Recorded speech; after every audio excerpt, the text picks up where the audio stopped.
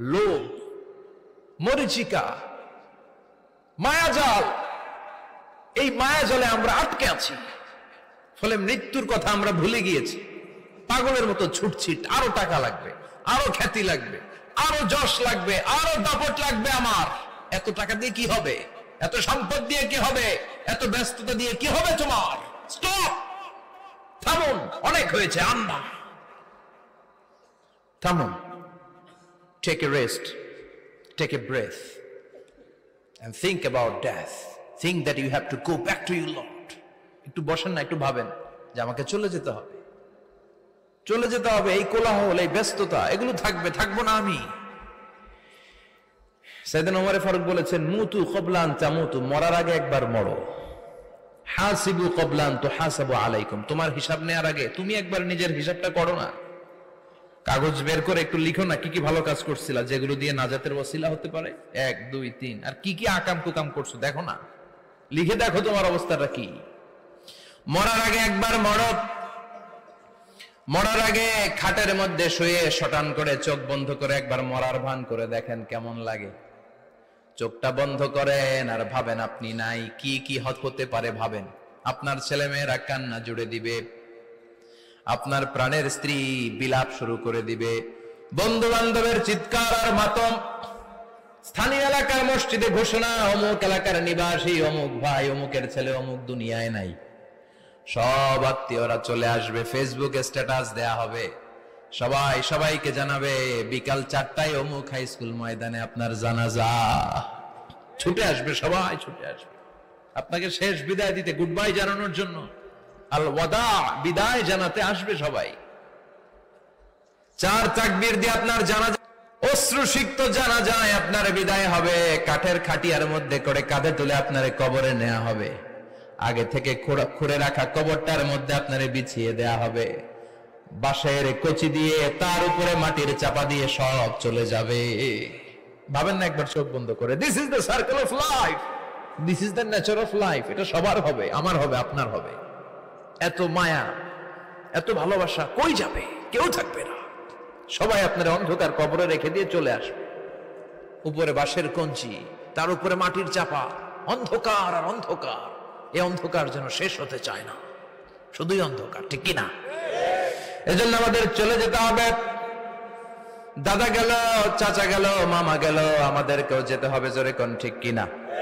একদিন মাটির ভেতরে হবে ঘরে মন আমার, কেন বন্ধ দালান ঘর, প্রাণ পাখি উড়ে যাবে পিঞ্জর ছেড়ে।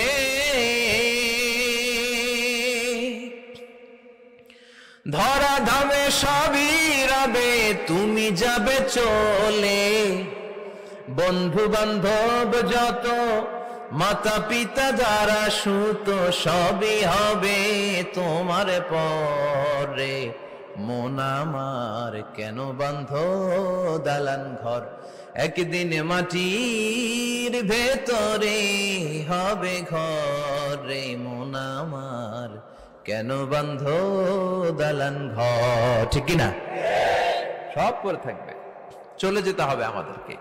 এজন্য আখিরাতের কথা যেন আমাদের স্মরণ হয়। বিশ্বনবী বলতেন, নাহাইতুকুমান জিয়ারাতিল কবুর, আমি তোমাদেরকে কবর জিয়ারত করতে আগে নিষেধ করতাম, কিন্তু এখন নিষেধাজ্ঞা প্রত্যাহার করে নিলাম।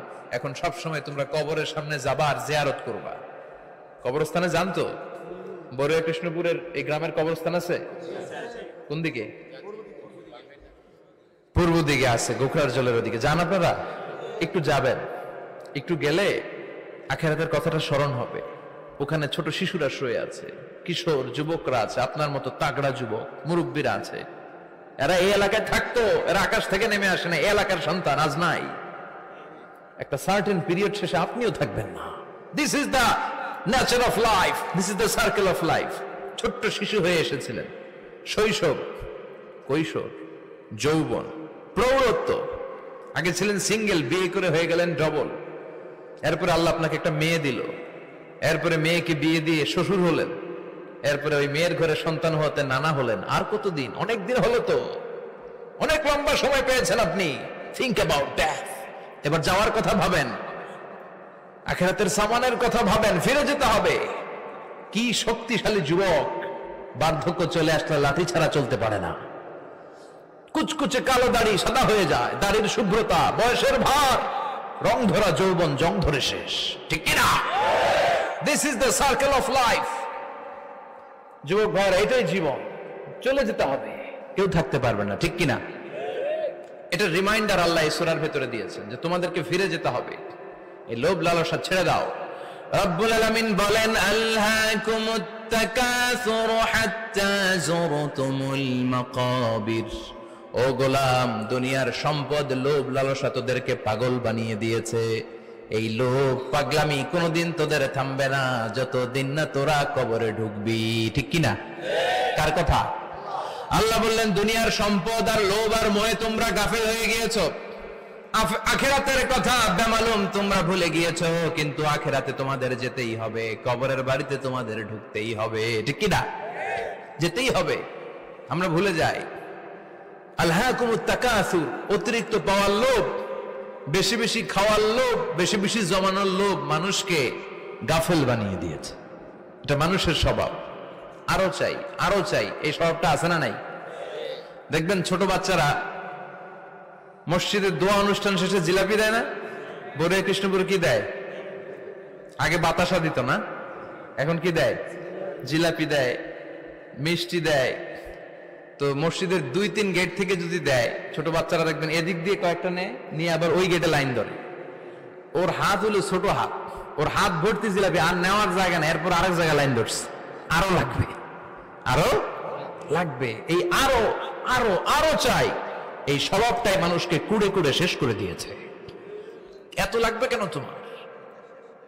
চাহিদার কোনো শেষ নাই, unlimited demand of human being.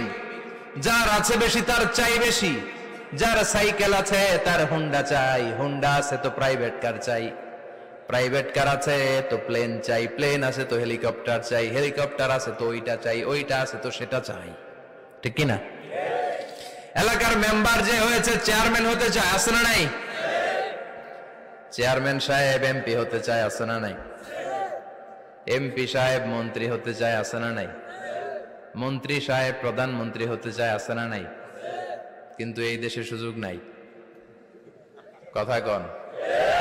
এই দেশে প্রধানমন্ত্রী সিলেক্টেড, 2-3 জনের বাইরে কেউ প্রধানমন্ত্রী হতে পারবি না, ঠিক কিনা?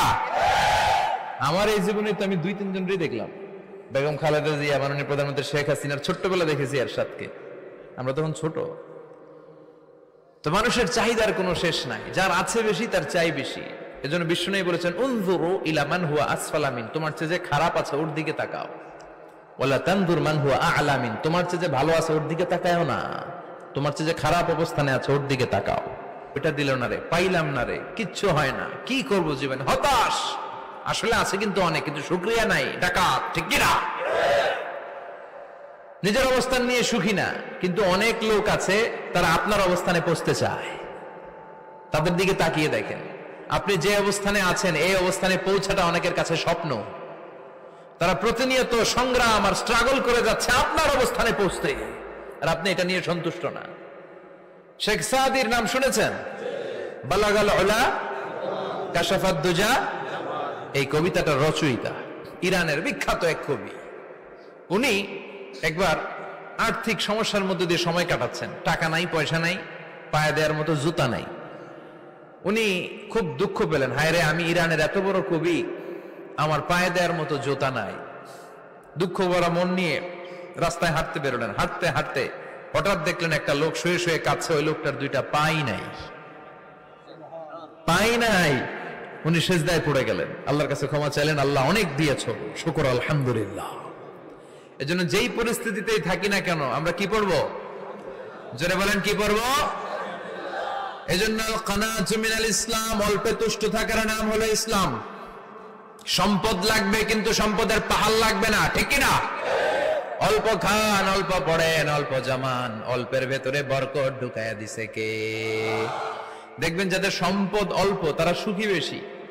জরিপে এটা দেখা গিয়েছে, অনেক সার্ভেতে এটা এসেছে, যারা সম্পদশালী এরা দুঃখী বেশি, এদের দুঃখ বেশি, টেনশন বেশি। খুব স্বাভাবিক, টাকা যার বেশি রোগ তার বেশি, টাকা যার বেশি টেনশন তার বেশি। টাকা যার বেশি ঘরে শান্তি তার কম, আছে না নাই? ঘরের ভেতরে অশান্তি, ছেলে কথা শোনে না, ছেলে টানে গাঞ্জা, মেয়ে করে পরকিয়া, আছে না নাই? স্ত্রী কথা শুনে না, ভালোবাসা নাই, ঘরটা জাহান্নামের টুকরা। রোগ বালাই, এক একটা হসপিটাল বিল পরিশোধ করতে মাসে 5 লাখ 10 লাখ, আছে না নাই? কিছু খেতে পারে না, ডাক্তার একেবারে ডায়েট মেনু বেঁধে দিয়েছে, ডায়েট, ভেরি ডায়েট মেনু, এটা এটা এটা এটা কিছুই খাবেন না, শুধু গরু খাবেন না, খাসি খাবেন না, চিংড়ি খাবেন না, খালি ঘাস খাবেন, ইচ্ছে মতো ঘাস খাবেন, মানে ঘাস জাতীয় যত আইটেম আছে সব খাবেন, শাক খাবেন, সবজি খাবেন, সালাদ খাবেন, গরু চিংড়ি মুরগি গোশত ইলিশ কিছু খেতে পারে না। তাহলে রোগ বেশি, খাওয়ার মজা নাই, ঘরে সাংসারিক শান্তি নাই, খালি ব্যারাম আর ব্যারাম, ঠিক কিনা? কিন্তু সম্পদের পাহাড় ঘটেছে। আর অল্প যারা খায়, অল্প পড়ে, রিক্সাওয়ালা, কুলিওয়ালা, অল্প বেতনের চাকরি, কিন্তু হক হালালি মেনে চলে, দেখবেন শান্তি আছে অনেক। হ্যাঁ, বাসা ভাড়া দেয়, ফ্যামিলি চালায়, বাচ্চাদের স্কুল বিল, এরপরও মাস শেষে 1-2 হাজার টাকা হাতে থেকে যায়। আর ওর প্রতি মাসে 10 কোটি টাকা ইনকাম, তারপরও ব্যাংকের ঋণ আছে না নাই? সুখ কারে বলে? কিভাবে আপনি সুখকে ডিফাইন করবেন? সুখ তো টাকায় কিনা যায় না, শান্তি টাকা দিয়ে হয় না, শান্তি দেওয়ার মালিক কে? শান্তি আছে অল্প খেয়ে শুকর করার মধ্যে, শান্তি আছে আলহামদুলিল্লাহর মধ্যে, চিল্লায় বলেন ঠিক কিনা? এজন্য অল্প খাবো, অল্প পড়বো, অল্প জামাবো, অল্পের ভেতরে বরকত দিয়েছে কে? দেখেন ধনী ভাইরা খেতে পারে না, কিন্তু রিক্সাওয়ালার কি সমস্যা হয়? রিক্সাওয়ালারা সব খেতে পারে, কুলিওয়ালা, দিন মজুর, এরা একেবারে স্লিম সুঠাম দেহি, মেদহীন পেট, পেটে কোনো মেদ নাই, ভুড়ি নাই। আর কোটিপতিদের মেদ আছে না নাই? এত বড় বড় পেট, ঠিক কিনা? আমাদেরও পেট আছে, তবে হালাল পেট, এটা হারাম টাকা দিয়ে এই ভুড়ি বানাই নাই আমরা, ছেলে বলেন ঠিক কিনা? রিক্সাওয়ালা, কুলিওয়ালা নিজেও নামাজ পড়ে, বউও নামাজ পড়ে, বাচ্চাটাও নামাজ পড়ে, রিক্সা চালায় আর জিকির করে লা ইলাহা